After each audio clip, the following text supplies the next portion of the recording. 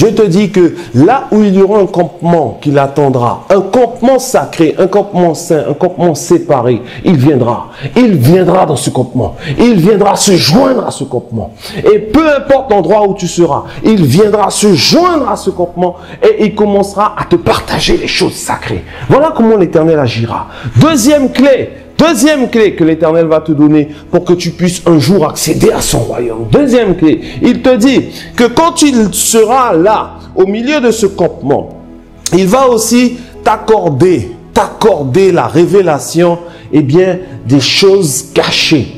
Il va t'accorder la révélation des choses cachées. Il va te donner, eh bien, à comprendre qu'il y aura cette programmation céleste. Une programmation sainte et céleste. Il va te faire comprendre ces choses.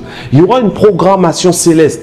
Avec ce campement-là qu'il aura établi avec toi, il y aura une programmation céleste. Dieu va préparer les choses avec toi. Il va te dire, toi là, toi ma fille, toi mon fils, écoute, tu n'es pas le fruit du hasard. Il y a une programmation établi déjà à l'avance. Il y a un livre là-haut, céleste, qui est déjà établi à l'avance. Et dans ce livre, il y a une programmation. Il y a déjà des paramètres bien établis sur ta vie, sur ta destinée. Tu n'es pas le fruit du hasard, mais il y a une programmation pour ta destinée et tu n'es pas le fruit du hasard. Cette programmation doit commencer à se mettre en marche. Et l'Éternel va te dire que dans cette programmation, il va te révéler l'actualité des choses célestes. Il va te révéler l'actualité des choses célestes. La programmation de la fin des temps. Il va te révéler tout ce qu'il y a de plus caché. Pourquoi? Ce n'est pas par hasard si vous voyez à quel point est-ce qu'il a révélé ces choses à ses disciples. Il a révélé ces choses avec beaucoup de sagesse. Si vous regardez bien, les pharisiens n'ont pas pu comprendre certains mystères. Les sadducéens n'ont pas pu comprendre certains mystères, peuple de Dieu. Les sadducéens, les pharisiens n'ont rien compris au moment où l'Éternel était en train de parler sur terre. Dieu avait déjà tout préparé à l'avance. La programmation était là. La programmation était là. Il y avait l'actualité du ciel. Il y avait la programmation céleste que l'Éternel était en train de révéler à ses disciples, à son peuple sacré, à son peuple sanctifié. Deuxième clé, saisis-toi de cette programmation. Troisième clé, peuple de Dieu.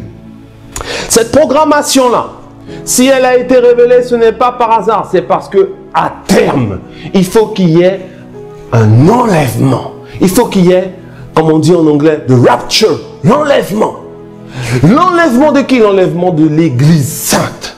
L'enlèvement de l'Église sage. L'enlèvement de l'Église sanctifiée. Il faut qu'on y arrive. Et c'est la raison pour laquelle que Dieu a mis en place un plan, une programmation, une réelle programmation. Troisième clé, le Seigneur nous cherche non pas avec une foule et une quantité de personnes réparties un peu partout, de façon à ce qu'il puisse y avoir en face de lui des milliards de personnes. Non, non, non, surtout pas. Dieu recherchera le diamant, je vous l'ai dit dès le départ. Dieu recherchera l'épouse qui sortira de la masse. On a bien dit l'épouse. On ne vous a pas dit des épouses. On vous a dit l'épouse. Et ce qui veut dire que l'Éternel Dieu prendra le temps de la préparer, cette épouse. De la rendre belle. De la rendre pure. De la rendre blanche, plus blanche que la gloire éternelle.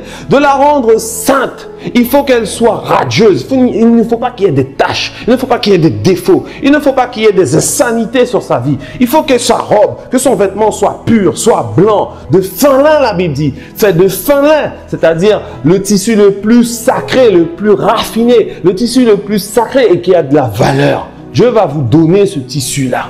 Et il va vous permettre d'avoir la robe sacrée, la robe de mariée, la plus belle qui existe sur terre. Oh oui, et au-delà de la terre même. Je vous dis encore une autre chose.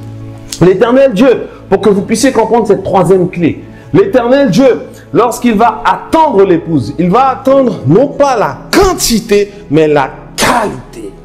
Est-ce que vous êtes là? La quantité ne l'intéresse pas. La masse, c'est pas ce qu'il recherchera. Il recherchera le diamant. Il recherchera ce qui sortira, eh bien, des catacombes, des choses profondes de la terre. Tout comme un diamant. Tout ce qu'il y aura comme péché sur terre eau le fera fuir.